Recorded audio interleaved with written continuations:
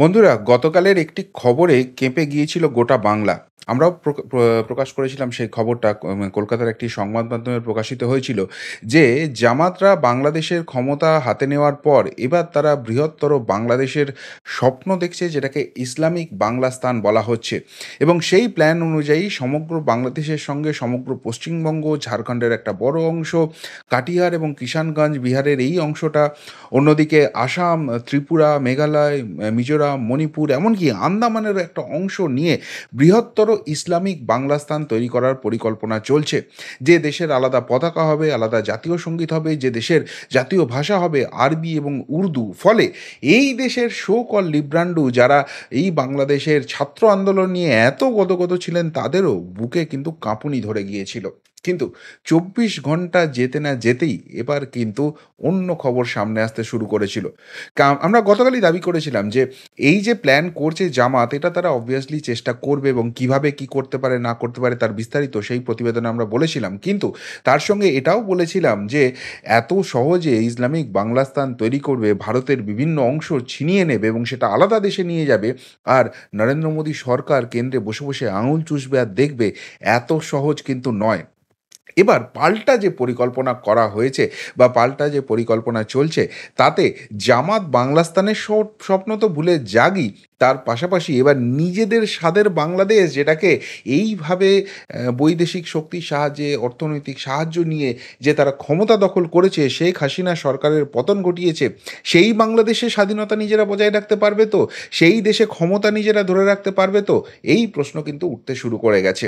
কেননা এর পিছনে কিন্তু নরেন্দ্র মোদী এবং তার অতি আস্থাভাজন অজিত ডোভালের একটা গেম প্ল্যান কিন্তু ধরা পড়ছে, এবং সেটা কিন্তু আন্তর্জাতিক রাজনীতিতে ইতিমধ্যেই চর্চার বিষয় হতে শুরু করেছে। যেভাবে নরেন্দ্র মোদী সরকারকে লেজে গোবরে করার চেষ্টা করা হচ্ছিল আন্তর্জাতিক ক্ষেত্রে, কেননা ভারত কিন্তু সর্ববিশ্বের একটা বৃহত্তর শক্তি, একটা পাওয়ার হাউস, পাওয়ার সেন্টার ক্রমশ তৈরি হচ্ছিল, এবং এই জায়গায় ভারতের ডানা ছাঁটার জন্য কিন্তু আন্তর্জাতিক একটা বড় চক্রান্ত হচ্ছিল। সেই জায়গাটায় ভারতের বিরুদ্ধে এত বড় চক্রান্ত করতে গিয়ে ভারতের হাতে কিন্তু আখেরে বড়সড় অস্ত্র তুলে দিয়েছে আন্তর্জাতিক মহল।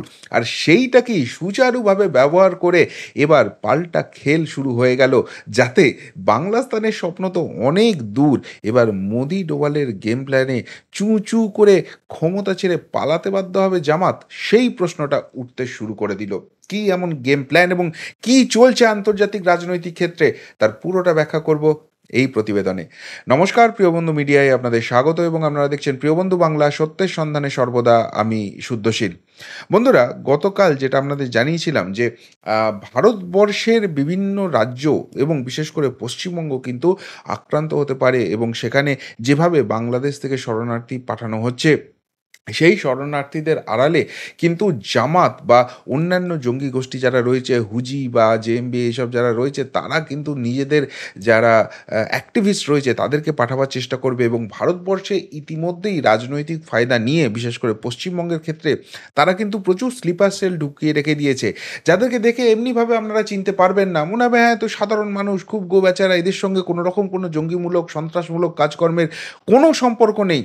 কিন্তু তারাই যখন সময় আসবে, তারাই যখন নির্দেশ আসবে, তারা কিন্তু অ্যাক্টিভেট হবে, এবং তারা কিন্তু নাশকতামূলক কাজকর্ম করতে পারে, এবং এই জায়গাটাই কিন্তু মারাত্মক হতে যাচ্ছিল। যাক, পাল্টা যে গেম প্ল্যানটা শুরু হয়েছে, সেই গেম প্ল্যানটা কি?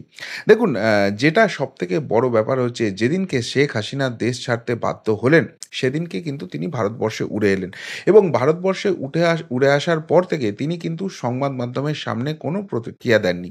যেটুকুনি যা প্রতিক্রিয়া দিচ্ছিলেন, তার ছেলে সজীব ওয়াজেদ জয়, এবং সজীব ওয়াজেদ জয় যেটা বলছিলেন, সেই জায়গা থেকে কিন্তু বারবার বিমর্ষ, একটা হতাশা এবং সমস্ত কিছু ছেড়ে দেওয়ার একটা কথা, একটা বার্তা কিন্তু ক্রমশ ফুটে উঠছিল। প্রাথমিক যে প্রতিক্রিয়া তিনি দিয়েছিলেন, সেটা তিনি বলছিলেন যে, এই যে শেখ হাসিনা বাংলাদেশের জন্য এত কিছু করলেন, কিন্তু তারপরও তার পরিবারকে এইভাবে ছেড়ে চলে যেতে হলো বাংলাদেশ। এবার আর রাজনীতির ময়দানে থাকবেন না। তিনি রাজনীতি থেকে সন্ন্যাস নিয়ে নেবেন, এবং প্রয়োজন হলে তিনি বাকি জীবনটা নাতি-নাতনি, ছেলে-পুলে, মেয়ে, এদের সকলকে নিয়েই কাটিয়ে নেবেন, আর রাজনীতির আঙিনায় নেই। এমনকি সজীব ওয়াজেদ জয় তিনি কিন্তু দীর্ঘদিন ধরেই আমেরিকা প্রবাসী এবং সেখানেই তিনি বাকি জীবনটা কাটাতে চান। তিনিও আর বাংলাদেশের এই রাজনীতিতে ফিরবেন না। তাদের পরিবার বাংলাদেশের জন্য অনেক ভালো কিছু করতে চেয়েছিল, কিন্তু সেটাই যখন বাংলাদেশের মানুষ বুঝলেন না, তখন তিনি তাদের মতো থাকবেন। তাদের পরিবারের উপর এই যে বারবার আঘাত নেমে আসছে, এর মধ্যে কিছু নেই।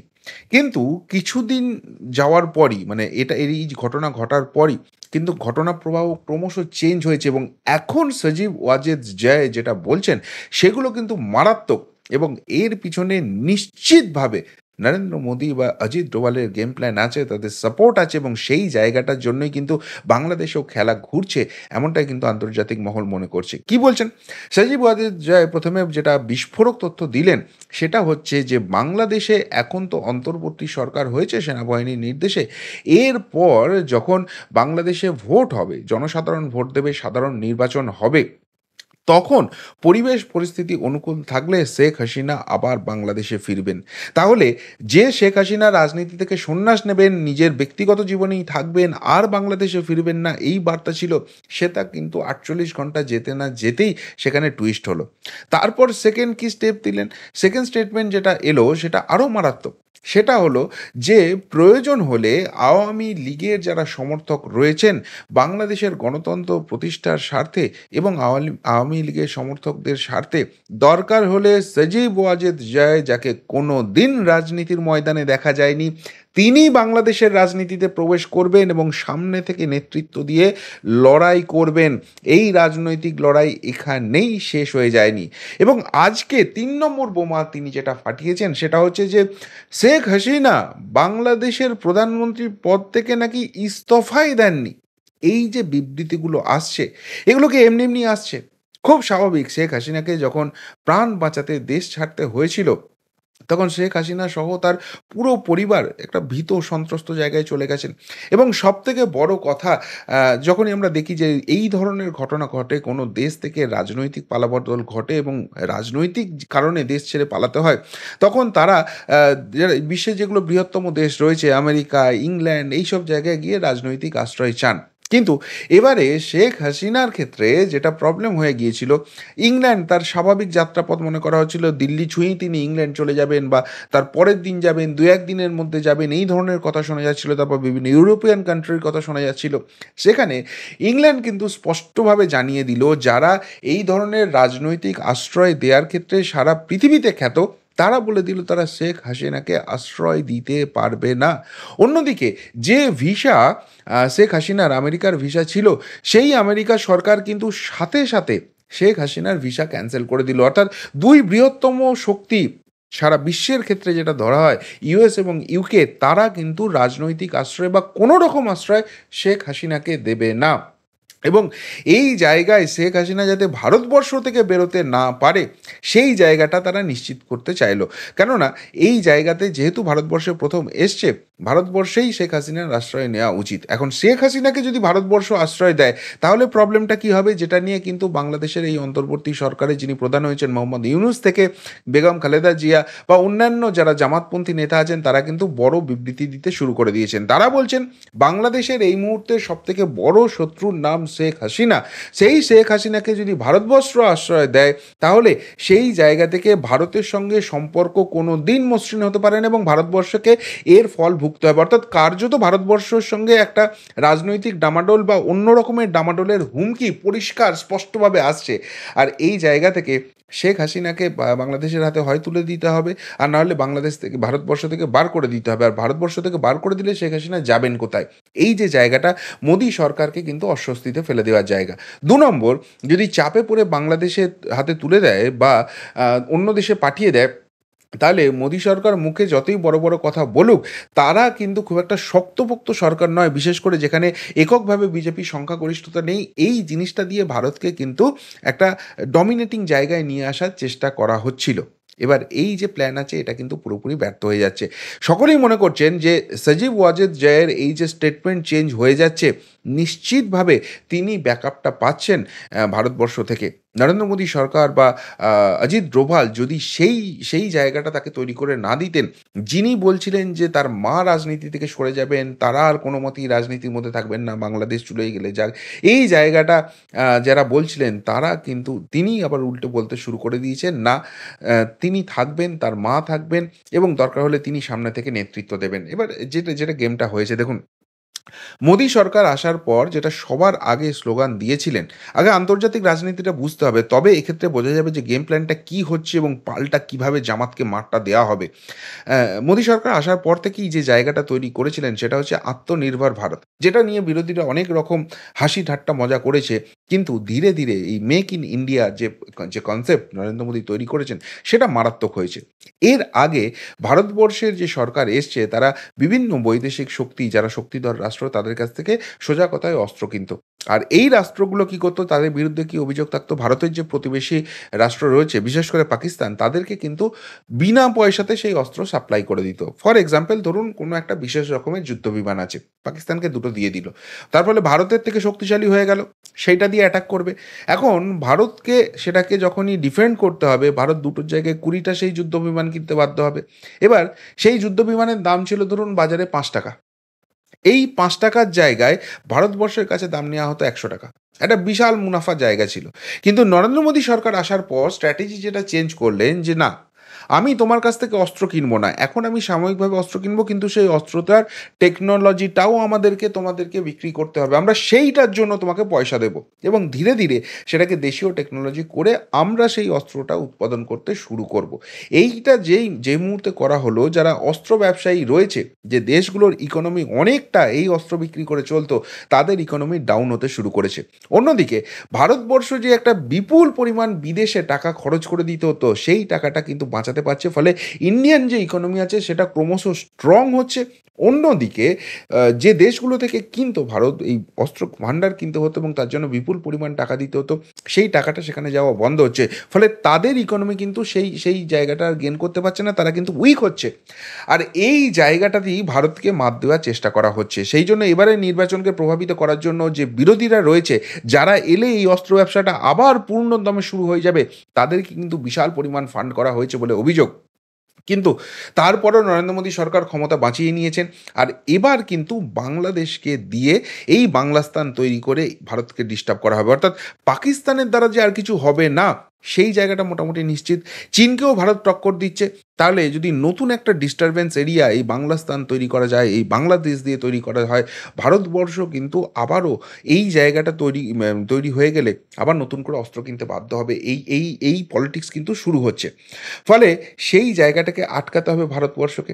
আর সেইটা করতে গিয়েই কিন্তু যে জায়গাটা ক্লিয়ার হয়ে গেছে যে বিএনপি বা জামাত এরা তো কোনো সময়ই ভারতের পক্ষে কাজ করবে না, এরা ভারত বিরোধী হিসেবেই কাজ করবে।